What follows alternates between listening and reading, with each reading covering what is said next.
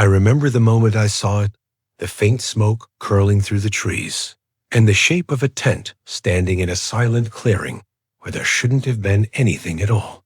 What unsettled me more than the tent itself were the footprints circling it, as if someone had been pacing, waiting. It was late September when a few friends and I decided to spend the weekend hiking a trail that wasn't on most maps. One of my buddies, Kevin, swore he'd found it while exploring backroads a year prior. He said it was quiet, untouched, and barely anyone knew about it. That sounded perfect to us. The first day was calm. The air was cool, the leaves had begun to turn, and the trail narrowed until it felt like we were swallowed up by the forest. We hadn't seen a single person since parking the car hours earlier, but by late afternoon, we were running low on water and wanted to find a place to camp. That's when I noticed it.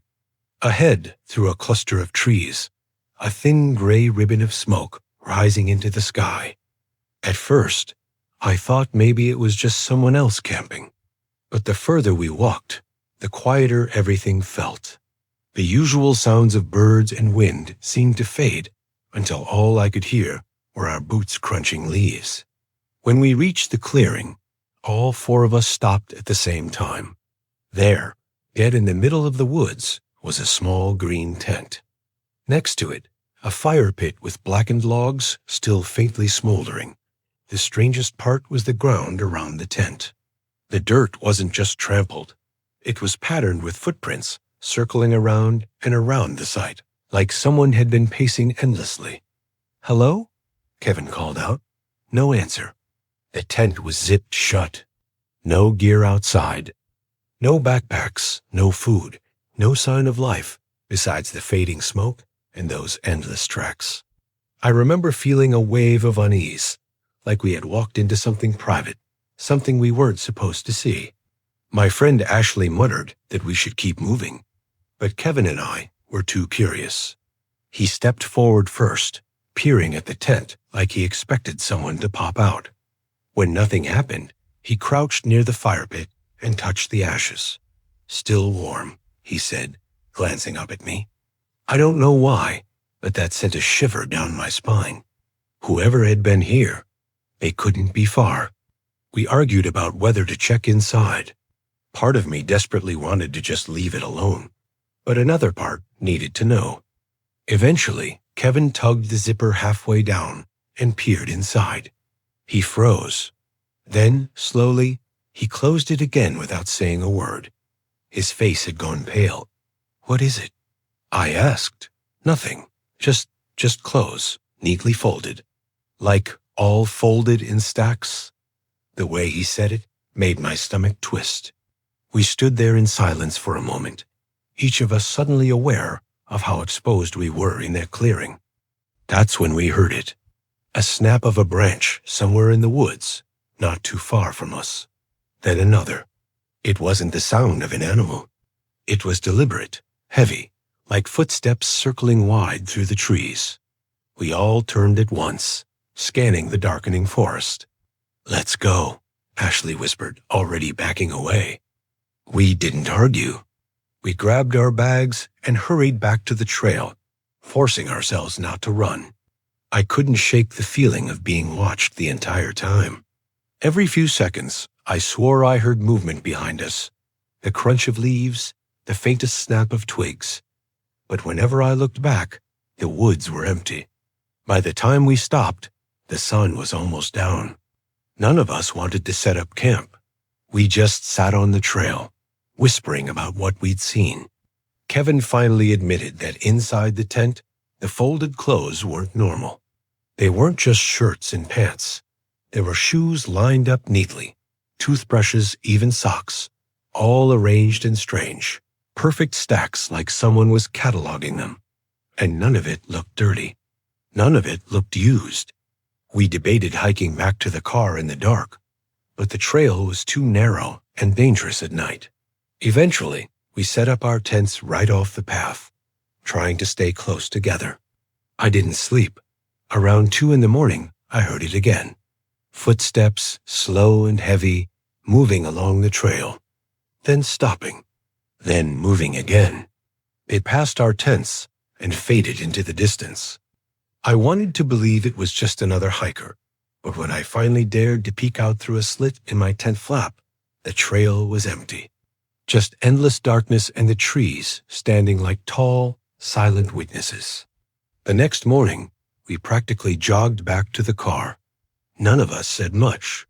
When we finally reached the trailhead, Kevin stopped, turned back to the forest, and muttered, "Those footprints around the tent. They weren't just circling. They were different sizes. Like there wasn't just one person pacing.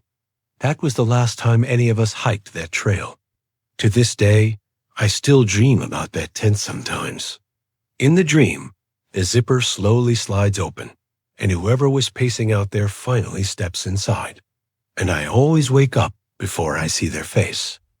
I thought at first they were leaves pinned to the bark, fluttering slightly in the breeze, until I stepped closer and realized the tree was covered in Polaroid photos.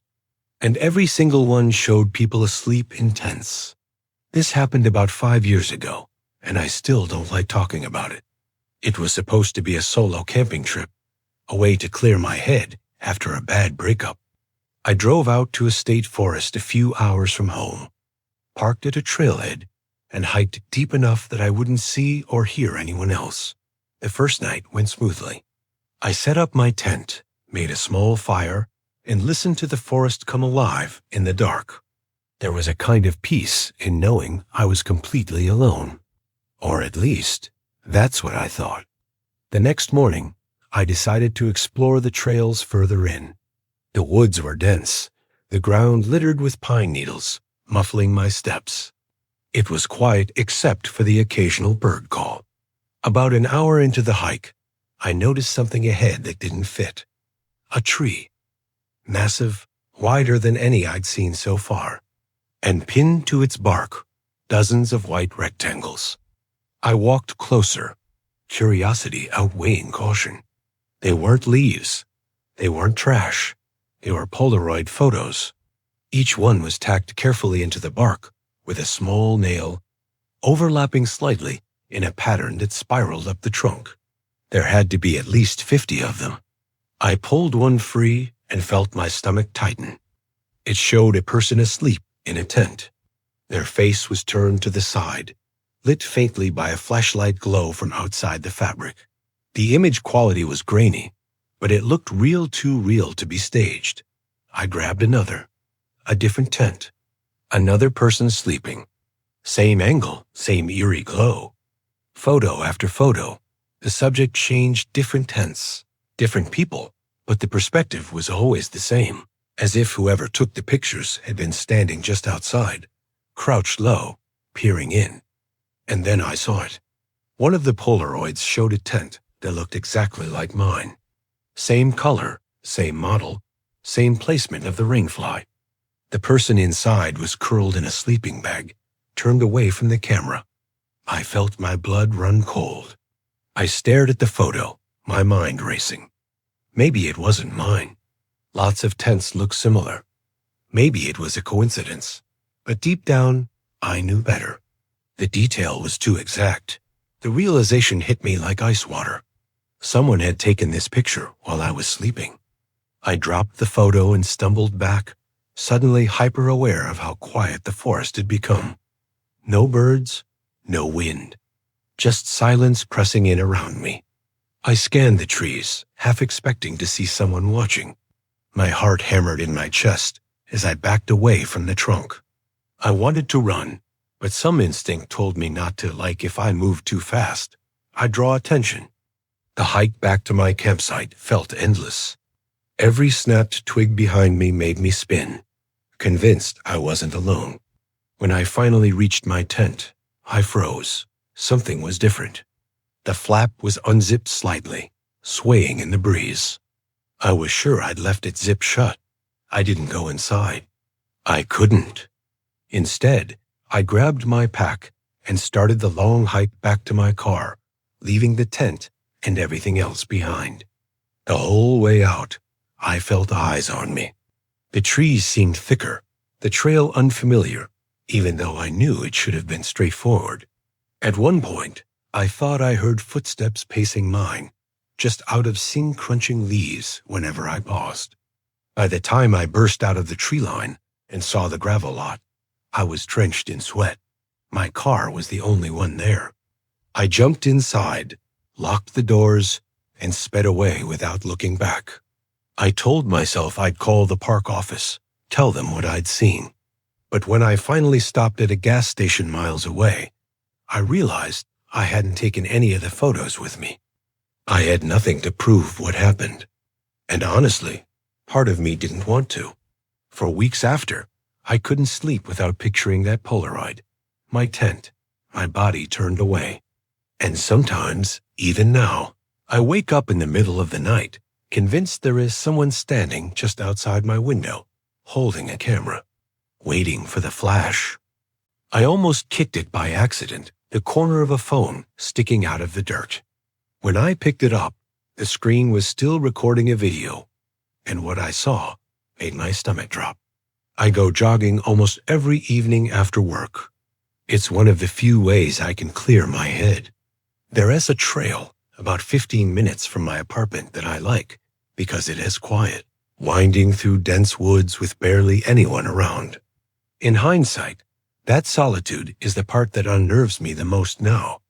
That night, I started my run just before dusk. The air was crisp, and the fading sunlight filtered through the trees in orange streaks.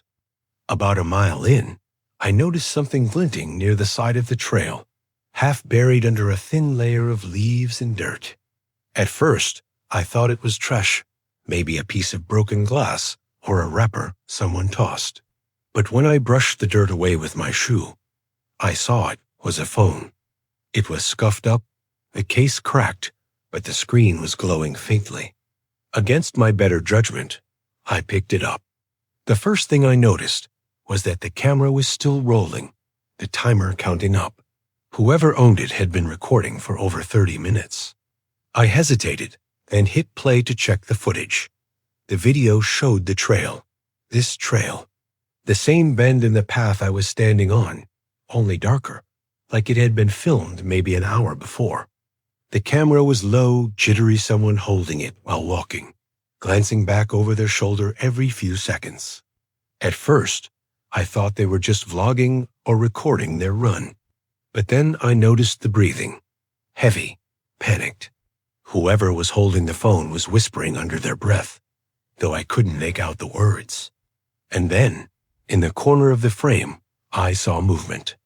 Something or someone was following them. Not close, just far enough back to stay in the shadows. A figure, tall, thin, moving with this unnatural slowness. My skin prickled. I turned instinctively, scanning the woods behind me. The trail was empty, silent. I kept watching. The video shook as the person started to jog faster, their whispered words becoming more frantic. Every so often, they'd turn the phone back toward the trail behind them, and each time, the figure was closer. Not running, just walking, but always closer. The footage cut off suddenly with a jerk of motion, the camera hitting the ground and pointing upward. The last thing it captured was the figure stepping into view, towering over the phone, blocking out the fading light. And then nothing. Just dirt. I realized I'd been standing there frozen for minutes, phone trembling in my hand, my ears strained for any sound beyond my own heartbeat. That's when I heard it, the crunch of leaves behind me. I spun around so fast, I nearly dropped the phone again. But the trail was empty. Just the same long stretch of trees fading into darkness. I told myself it was an animal, maybe a deer. I slipped the phone into my pocket and forced myself to keep moving, faster now, my eyes darting to every shadow. The air had grown colder, the silence heavier, like the forest itself was holding its breath. Half a mile later, I pulled the phone out again. I don't know why. Maybe I thought I'd missed something in the video, some clue about what happened. But the recording had stopped. Only one file remained, the video I'd already watched. Except there was something new at the very end, a single frame that hadn't been there before. A still image, blurry, almost too dark to make out. But when I brightened the screen, my blood ran cold. It was me, standing on the trail. Just seconds ago, I dropped the phone like it burned me, letting it clatter onto the dirt. My only thought was to run. I sprinted the rest of the way, my lungs on fire, my mind screaming at me not to look back. Every step, I swore I heard something behind me, slow, deliberate, keeping pace without ever needing to run. When I finally burst out of the trailhead into the glow of the parking lot lights, I didn't stop until I was inside my car with the doors locked. I sat there shaking, trying to convince myself it was some kind of glitch, some weird coincidence. But when I finally looked out the windshield, I saw the woods beyond the lot, still and dark. And in the faintest glow of the light pole, I thought I saw movement at the edge of the trees. A figure, standing perfectly still, watching. I didn't wait to be sure. I drove off and haven't set foot on that trail again. And sometimes, when I scroll through my phone at night, I swear I see that video file appear for just a second before disappearing again. The one of me on the trail. The one I never recorded. The windows were boarded, the walls sagging with rot, and there was no door to be found anywhere. Still, from inside that cabin, we both heard the steady sound of someone breathing. It happened 3 summers ago. My friend Dylan and I had taken a trip to the mountains for some hiking and camping. We were both the type who liked to wander off the marked trails, convinced the best discoveries came from going where most people didn't. Looking back, I wish we'd stayed on the main path that day. We had been walking for hours, the woods thickening as the trail dissolved into uneven ground. The air grew cooler, and the light dimmed under the canopy. Just when we were thinking about turning back, Dylan spotted something through the trees.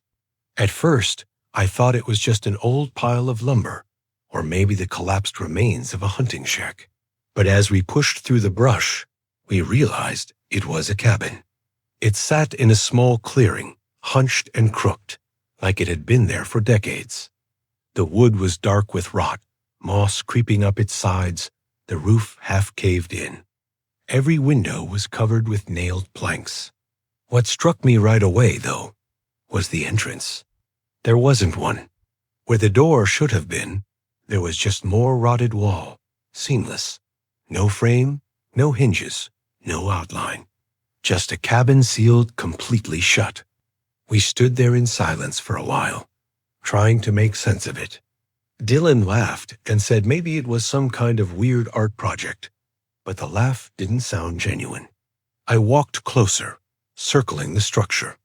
Every side was the same windows boarded, walls intact, no sign of an opening. That's when we heard it.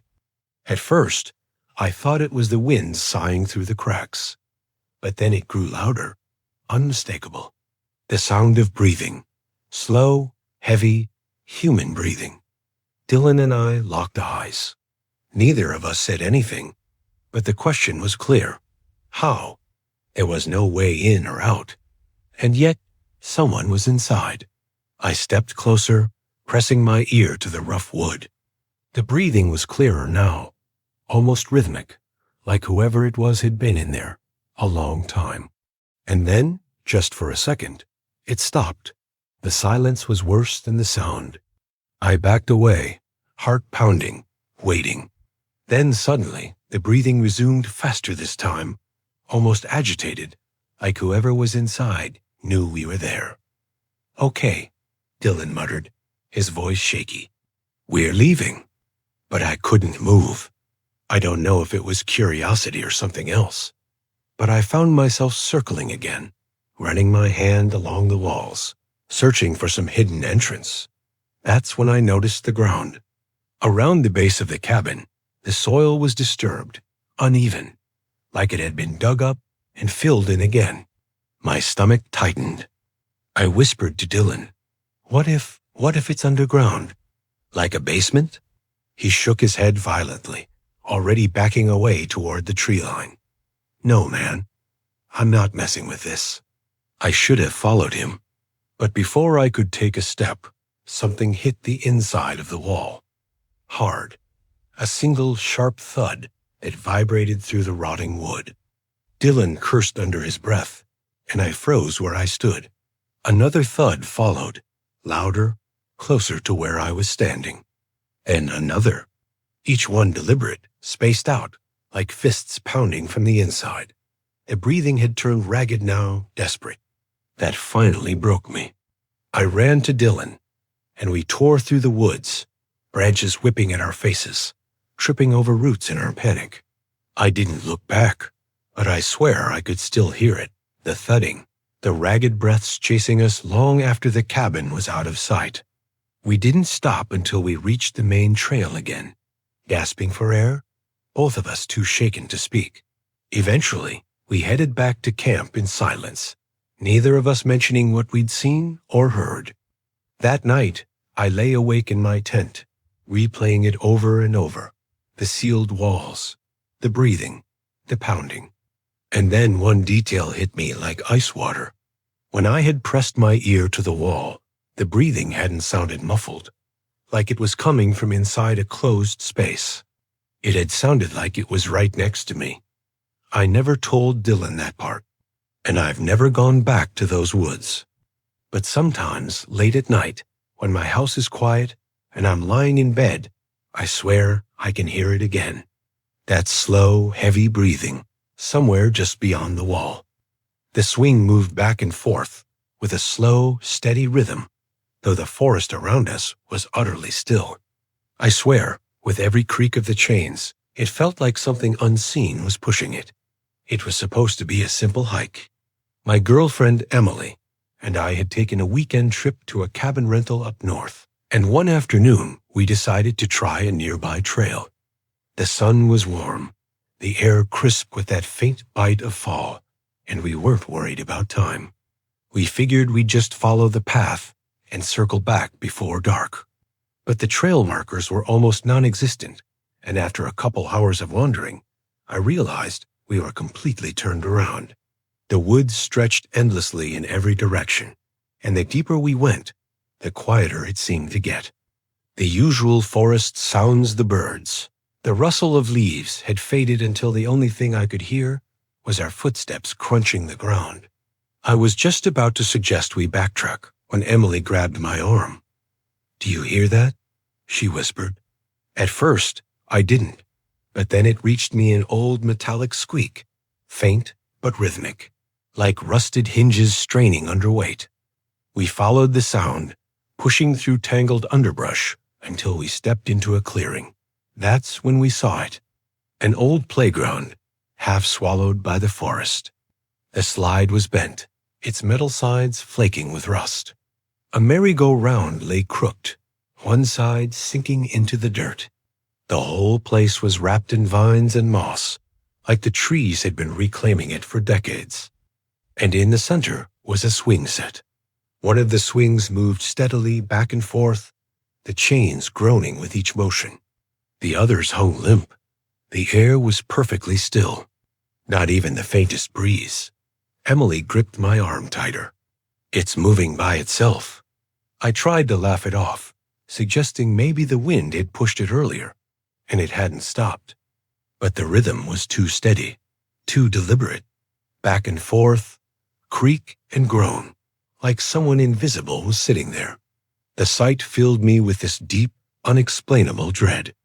It felt wrong, like we'd stepped into some forgotten place that wasn't meant to be found. "Let's go," Emily said, her voice tight. We started to back away, but curiosity pulled my eyes back to the swing.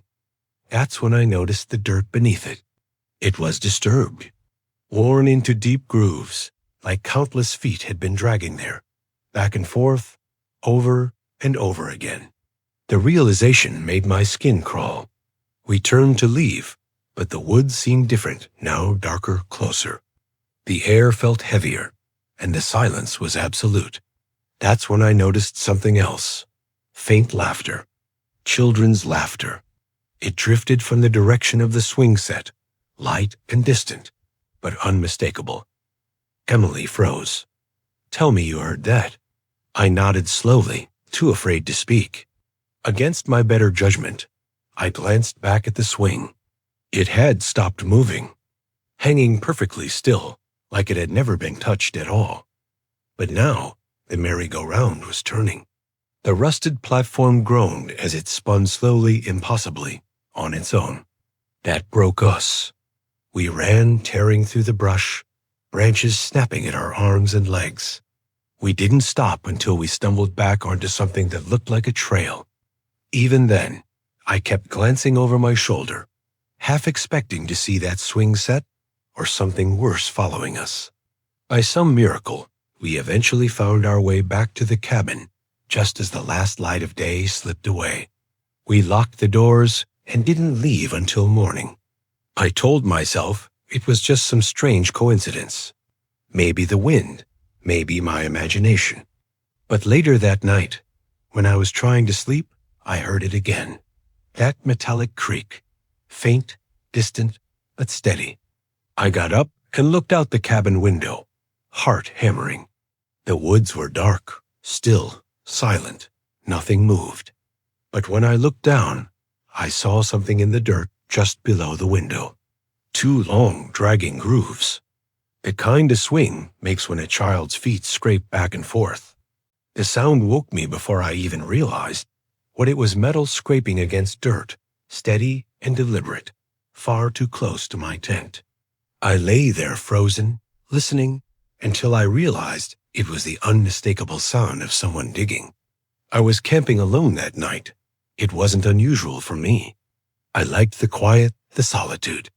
I'd pitched my tent in a small clearing about 2 miles off the main trail, deep enough into the woods that I knew I wouldn't see another soul until morning. At least, that's what I thought. The evening had been uneventful. I cooked dinner over my little camp stove, watched the fire burn down, then crawled into my sleeping bag with a book. The air was cool, the forest still. I drifted off feeling safe, cocooned in the silence. Sometime past midnight, I woke up. At first, I thought it was a dream, but then I heard it again. Scrape, thud, scrape, the unmistakable rhythm of a shovel cutting into dirt. I froze, my heart pounding so loud I was afraid whoever or whatever was outside could hear it. The sound wasn't far, just feet away from my tent wall. I didn't move, I didn't breathe. Every instinct told me to stay absolutely still. The digging continued, slow and methodical, like whoever was out there wasn't in a rush.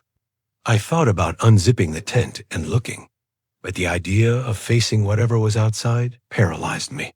My mind raced with possibilities. Another camper? Some kind of prank? But why dig in the middle of the night, so close to my tent? After what felt like hours, the sound stopped. Silence pressed in around me, heavier than before. I lay there, every nerve on fire, straining to hear the faintest hint of movement. Eventually, exhaustion must have taken over, because at some point, I drifted back into an uneasy sleep. When I woke, the sun was up, filtering weak light through the trees. For a moment, I convinced myself I had imagined it all. But then I stepped outside. Beside my tent was a hole. It was deep, maybe 3 feet and wide enough to fit a body. The earth was piled neatly beside it, freshly turned. But that wasn't the part that made me stumble back in shock. Carved into the soil at the edge of the hole, with deliberate, uneven strokes, was my name. I just stood there, staring, my mouth dry, my mind scrambling for any rational explanation. I hadn't told anyone exactly where I was camping. I hadn't seen another person since I left my car. There was no way anyone should have known my name, let alone carved it into the dirt inches from where I slept. I packed up fast, shoving everything into my backpack without bothering to fold it properly. My hands were shaking so badly, I almost dropped my tent poles. Every second I lingered felt like I was being watched. The entire hike back to the trailhead, I couldn't shake the feeling that someone was just behind me, stepping where I stepped, hiding in the trees. I kept glancing over my shoulder, half expecting to see a figure carrying a shovel. When I finally made it back to my car, I threw my gear inside and locked the doors immediately. I sat there for a long time, gripping the steering wheel, trying to calm my breathing. I wanted to tell myself it was a prank, some sick joke by another camper who had followed me into the woods. But the deeper I thought about it, the less sense that made. No one had passed me on the trail. No cars were parked at the trailhead besides mine. Whoever dug that hole, they hadn't followed me there. They were already there, waiting, and they had known my name. I haven't been camping alone since, but sometimes, late at night when I'm trying to sleep, I hear it again in my head. Scrape, thud, scrape, like someone is still digging, patient, waiting for me to come back. I thought the faint glow inside the hollow tree was just fireflies until I saw a pale face framed in one of the cutout windows, staring directly at me. This happened when I was 17. I grew up in a small town where boredom drove most of us to do stupid things, and exploring the woods was a common pastime. One summer night, a couple of friends and I were walking the trails near the edge of town. It was humid, the air buzzing with crickets, and we had no real destination. We just wanted to get away from the streetlights and noise. At some point, we split up half the group heading back, while I and my friend Lucas decided to keep wandering. He had a flashlight, and I figured between that and the full moon overhead, we'd be fine. About half an hour later, we stumbled into an area neither of us recognized. The trees grew thicker here, taller, their branches knitting together like a ceiling. That's when Lucas stopped walking and pointed. Look at that. At first, I couldn't see what he meant. Then my eyes adjusted, and I noticed it a massive tree, easily 3 times the width of any other around it. Its trunk was hollow, the bark peeling like old skin, and carved into its side were what looked like windows. I thought they had to be natural at first, but the edges were too clean, too deliberate, like someone had taken a tool and carved them out long ago. What unsettled me most wasn't the size of the tree or the strange cutouts, though. It was the light. A faint glow pulsed from inside, soft and warm, like candlelight. We looked at each other, trying to mask our nerves with nervous laughter. Who would put candles inside a hollow tree in the middle of the forest? Let's check it out, Lucas said, grinning like he was daring himself as much as me. We walked closer, the leaves crunching loudly underfoot in the unnatural silence. I could smell damp earth and something else, a faint, sweet odor like rotting fruit. When we got close enough, Lucas shone his flashlight toward one of the cutout windows. The beam didn't penetrate far, just illuminated the rough inner walls of the tree. For a second, nothing happened. Then the glow flickered, and I swear it moved, shifting like it wasn't coming from a candle at all, but from something alive. I leaned in closer to the window, squinting into the dark. That's when I saw it, a face, pale, almost white, pressed against the inside of the cutout, eyes wide and unblinking. Its skin looked stretched thin, the features wrong somehow, too smooth, too still. I stumbled back so fast, I nearly tripped over a root. My heart slammed in my chest. "Did you see that?" I whispered. Lucas didn't answer. He just stared, frozen, the flashlight trembling in his hand. Then, slowly, the face tilted to one side. Not like a curious person, might more like a puppet being pulled by invisible strings. That broke whatever courage we had left. Lucas grabbed my arm, and we bolted. The flashlight beam whipped wildly through the trees as we sprinted, the ground uneven and treacherous. Every few seconds, I risked a glance back, terrified I'd see that pale figure stepping out from the hollow tree, following us. But the woods stayed silent. Too silent. When we finally made it back to the familiar part of the trail, we stopped, gasping for air. Lucas swore over and over that it had to be some trick, maybe squatters, maybe someone messing with us. But his voice shook, and I could tell he didn't believe it any more than I did. We never told the others what we saw. For a while, I tried to convince myself it had just been a trick of the light, maybe a reflection from the flashlight. But deep down, I knew better. That face wasn't human, not really. What haunts me most is this. As we ran, I could have sworn I saw more faint glows flickering in the woods. Not just from the tree we left behind, but from other shapes in the distance. Other windows. Other hollow trees. And sometimes, when I walk near that part of the woods at night, I catch a flicker of light where there shouldn't be any. And I know, if I looked too closely, I'd see them again, those pale, unblinking faces, waiting behind the glassless windows of the trees. The first thing I noticed were the handprints smeared across every window of the car, pressed from the inside, as if someone had been clawing to get out. And I saw the doors, locked tight. It happened last fall. 3 of my friends and I had gone hiking in a stretch of forest a few towns over.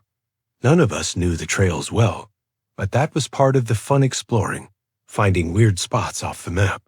The air was cool, the leaves already turning, and the woods had that hollow quiet you only get in October. After about an hour of walking, we came across something strange. At first, it just looked like a mound of rust through the trees, but as we got closer, we realized it was an old car. It was completely out of place.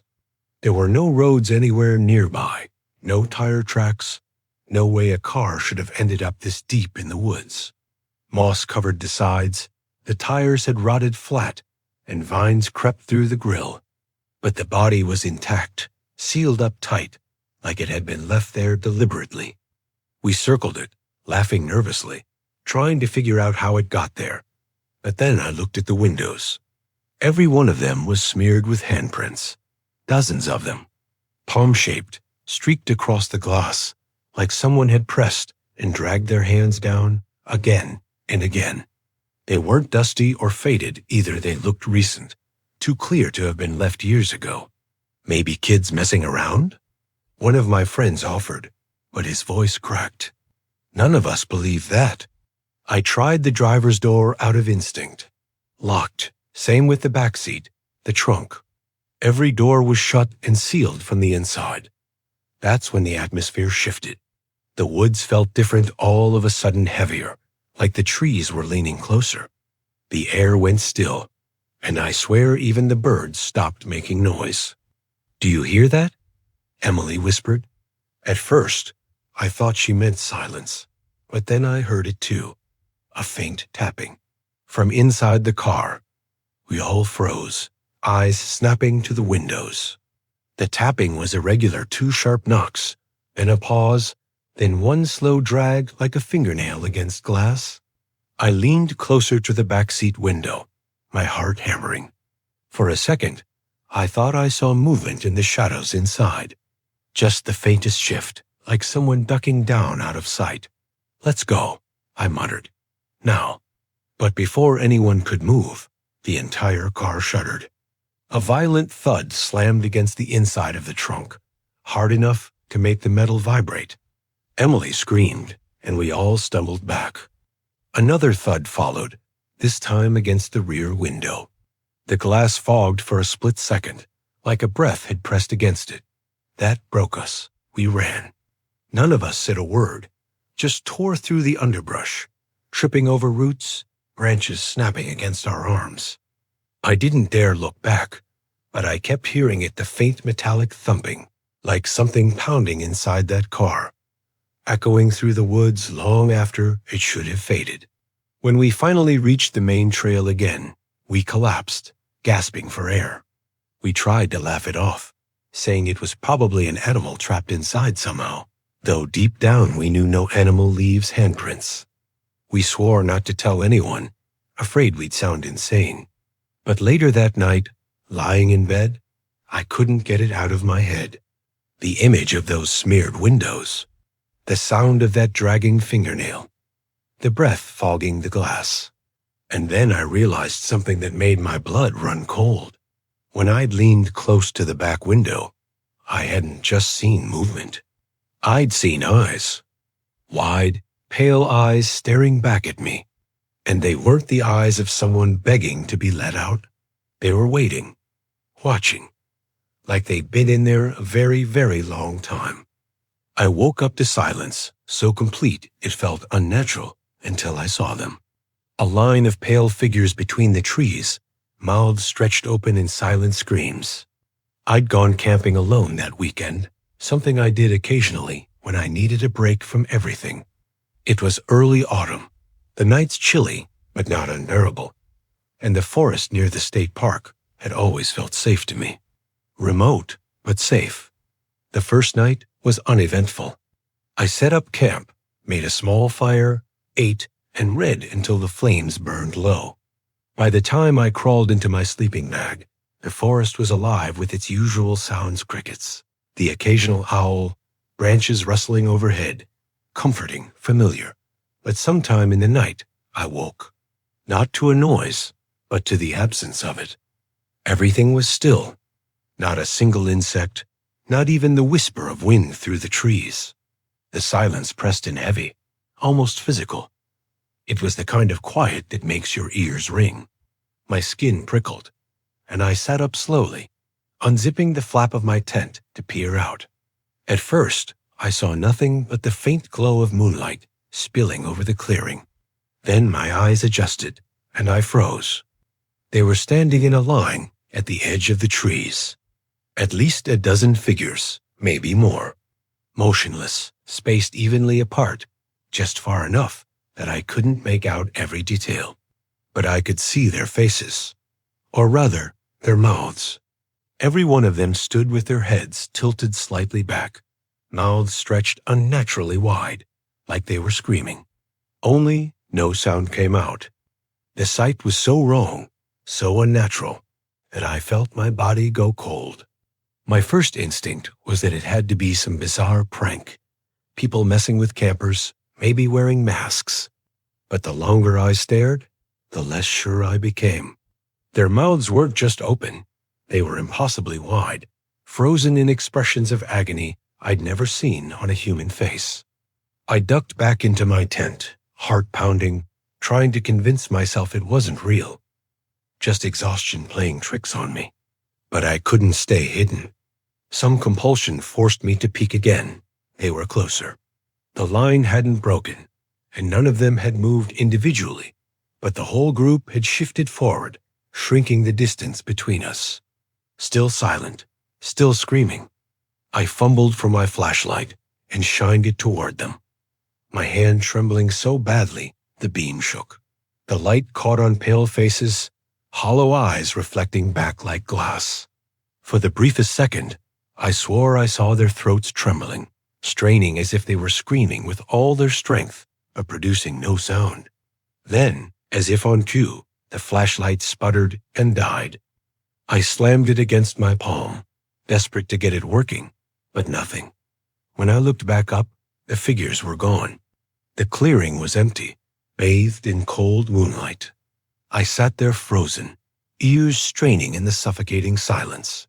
Then, just when I thought maybe I'd lost my mind, a shadow shifted at the corner of my vision. I turned. They were on the other side of the clearing now. The line perfectly straight, perfectly still, mouths open wide. Closer. I didn't think. I bolted from my tent, leaving everything behind, and sprinted for the trail I'd used earlier that day. My lungs burned. Branches slashed at my arms, but I didn't stop. Every few seconds, I glanced back, terrified I'd see them chasing me. But they never moved like that. They didn't need to. Every time I looked back, they were simply there. Ahead of me, behind me, always in a line, always closer than before, and always silent. By some miracle, I burst out of the woods near the gravel lot where my car was parked. I didn't stop to breathe, didn't stop to think. I dove inside, slammed the doors locked, and started the engine with shaking hands. The headlights washed over the tree line as I threw the car into reverse, and that's when I saw them one last time. Lined up just beyond the first row of trees, their mouths stretched open in that same eternal scream. A forest choir, silent and unblinking, watching as I tore down the dirt road. I never went back for my tent, my gear, anything. I left it all behind. To this day, I still can't stand silence. I sleep with a fan running, the TV on low, anything to drown it out. Because sometimes, when it's too quiet, I swear I can feel them again, lined up somewhere in the dark, screaming at me with no sound.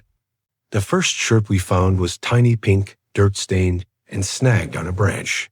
By the time we realized the trail of clothes was circling us back toward our own campsite, it was already too late. This happened to me and my girlfriend, Marissa, last summer. We'd gone camping for the weekend in a quiet part of the state forest, far from the usual crowded campgrounds. We picked a spot off trail, near a creek, and set up our tent. It was one of those perfect evenings, the sun dipping low, the woods buzzing with insects, the smell of pine thick in the air. After dinner, we decided to take a walk before it got too dark. That's when Marissa spotted it. A child's shirt, snagged in some low branches, a few feet from the trail. It was small, maybe for a 6-year-old, faded pink with a unicorn on the front. "That's weird," she said, holding it up. "Think someone lost it?" We figured maybe a family had camped nearby and a kid dropped it. But as we kept walking, we found more. A tiny sock half buried in the dirt. A pair of shorts lying in the grass. Another shirt, blue this time, hanging from a branch like it had been placed there on purpose. The deeper we went, the more we found. Little shoes, underwear, a backpack with one strap torn off. All children's clothing. The atmosphere shifted fast. At first, we were just puzzled, but soon a heavy unease settled over us. The woods grew quiet, the way they do when a predator's nearby. I felt it in my chest, like we were being watched. "We should head back," I whispered. Marissa nodded, clutching my arm. We turned around, retracing our steps, following the way we thought we'd come. But after a few minutes, something felt wrong. There, lying in the dirt ahead of us, was the same pink unicorn shirt we'd seen first. My stomach dropped. We had doubled back somehow. But when I looked around, I realized something worse. The clothes weren't scattered randomly. They formed a trail, leading in a wide loop. And at the center of that loop was our campsite. I can't describe the dread that hit me then. It wasn't just that we were lost. It was the realization that whoever, or whatever, had left those clothes wanted us to notice. By the time we made it back to our tent, the last light was fading. The fire we'd left smoldering had burned to embers, the shadows around us stretching tall and sharp. Marissa pointed with a trembling hand. The pink shirt wasn't in the trees anymore. It was lying neatly folded on the ground, just outside our tent. Neither of us spoke. Neither of us had the nerve to touch it. We locked ourselves in the tent, zipped it tight, and sat in the dark with only our flashlights. Every crack of a twig, every rustle of leaves outside made us jump. Hours crawled by. At one point, I swore I heard footsteps. Slow, deliberate, circling the tent. Then silence. We didn't sleep.